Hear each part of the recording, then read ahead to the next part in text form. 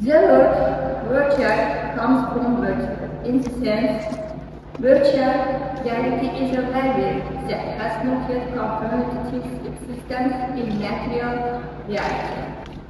The term virtual reality was first used in 1989 by Jerome Liner. Virtual reality has found its application in a number of areas. These include simulators for the flight environment that are used for pilots and astronauts, simulation in military operations, and so on. Now, active work is underway to widely introduce virtual reality in daily scientific research, educational process, and various areas of the economy. The most primary definition for virtual reality is that it does not really exist. It lives only in the imagination. Examples of virtual reality can be irrational numbers, of the creative imagination of a person in limited theories. Virtual reality is an artificial environment. However, it also represents a model of a realistic environment. This is something that does not really exist, but has meaning and content in a person's mind. Sometimes the images created by the computer can also be a part of this content. Also, virtual reality not always exists matter. It can take the material expressions of the essence. If the material reality is adapted to its essence, this may be characterized as virtual reality. Material reality also may be symbols of virtual reality. For instance, we give rational number as an example of virtual reality, or mathematical symbols in a broad sense can be considered virtual reality.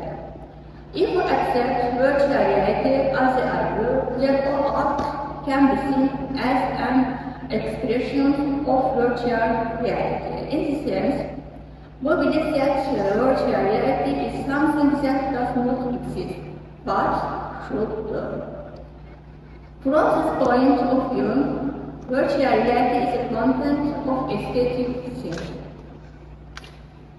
Unlike realistic thinking, aesthetic thinking focuses not on objective, but on virtual reality, asserting their idea. In this way, aesthetic thinking diverges from artistic contemplation.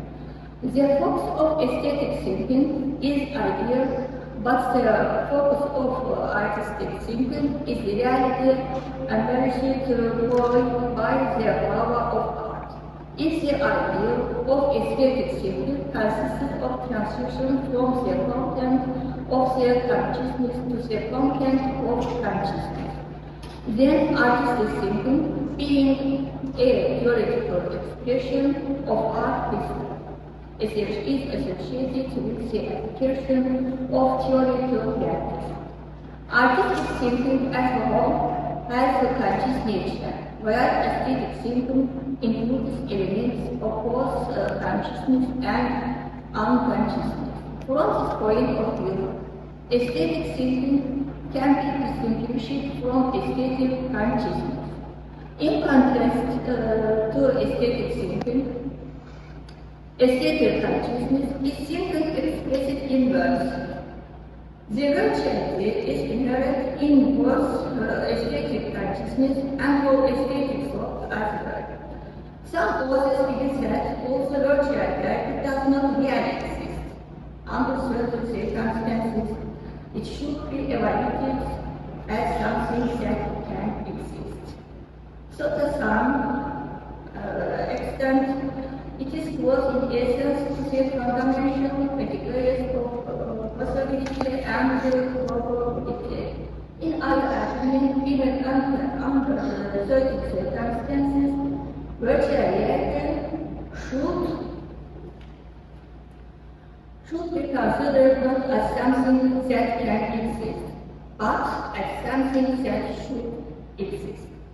Only in the sense, virtual reality can be an object of aesthetic contemplation. However, it is clear that the thing cannot be only aesthetic, while being the subject of virtual reality, or only thinking about what should be. In that case, this kind of thing must have ideas not only about virtual, but also about objective reality.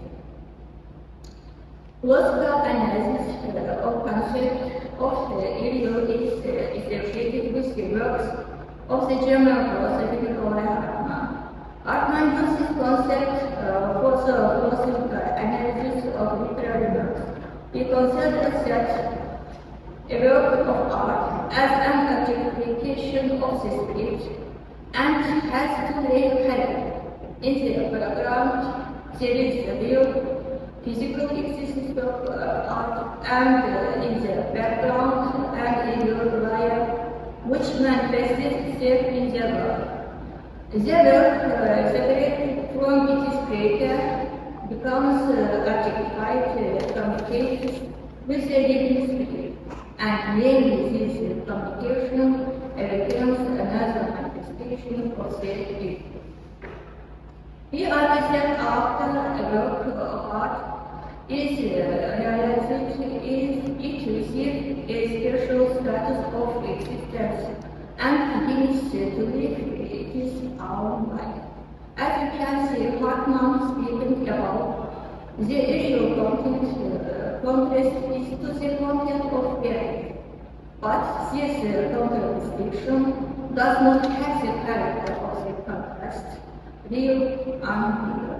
The contradiction shows more nature of the relationship between material reality and reality that has not yet materialized. Hartmann considers that the expressions and emotions of people, when they get acquainted with a work of art, can also occur at any time when a person discovers the side of art. For example, in the art, the young person's senses, in nature, etc.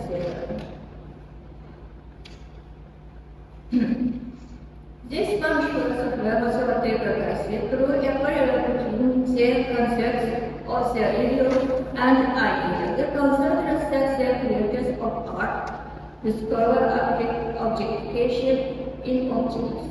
In an empirical reality, the ideal exists. However, irreal content finds this reality not only in art. In can be seen from the above analysis that Hartmann assumes that the natural reality itself has a real character. There is an interesting point. The word real is of Latin origin and means intangible in translation. The logical conclusion from this can be drawn as follows. The concepts of real and material can be identified as similar ones. However, it is known that the word real in Latin can have a completely different even opposite meaning. In the Latin language philosophy of medieval Europe, one of the leading claims was realism, which in contrast with theology, is the meaning of real or universal. In the content of the real, there are manifestations of many methods, and the example of one of them is art. Another form of manifestation of the ideal is science. Thank you.